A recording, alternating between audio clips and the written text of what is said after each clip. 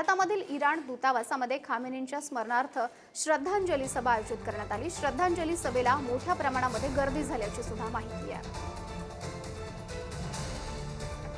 इराणचे supreme leader Ayatollah Ali Khamenei यांचा 28 फेब्रुवारीला अमेरिकेच्या हल्ल्यामध्ये मृत्यू झाला होता। जगभरात त्यांच्या हल्ल्यानंतर शोक व्यक्त केला जात आहे। आपण सध्या राजधानी दिल्लीमध्ये आहोत। ही इराणची एम्बेसी आहे, दूतावास आहे। या ठिकाणी जे श्रद्धांजली व्यक्त करण्यासाठी आज शोकसभा आयोजित केली आहे। त्याचबरोबर या ठिकाणी जे बुक्स आहेत त्या बुक्समध्ये श्रद्धांजली संदेश जे आहे ते लिहिला जात आहे। भारतातील आयातुल्ला अली खामेनी यांना मानणारे मोठ्या प्रमाणातील लोक जे आहेत ते या ठिकाणी आलेले आहेत।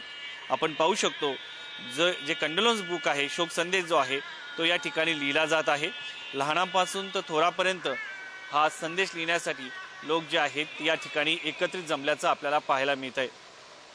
कालच आपण पाहिलं असेल भारताचे परराष्ट्र सचिव विक्रम मिश्री यांनी या कंडोलन्स बुकमध्ये भारताचा शोक संदेश लिहिला होता। त्यानंतर आता या ठिकाणी आपण जर पाहिलं तर कंडोलन्स बुकमध्ये लोक जे आहेत या ठिकाणी येऊन आपलं जे मत आहे, आपला जो शोक संदेश आहे या ठिकाणी लिहिताना पाहायला मिळत आहेत। आणि या सगळ्या संदर्भामध्ये भारतातील जे शियापंथीयांचे मुस्लिम आहे ते देखील इराणसोबत असल्याचं पाहायला मिळते। त्यांच्या भावना ज्या आहेत इराणशी जोडल्या गेलेल्या आहेत आणि भारत सरकारला देखील त्यांनी एक संदेश दिला आहे की या सगळ्या याच्यामध्ये अमेरिकेची साथ देऊ नये असं त्यांचं म्हणणं आहे।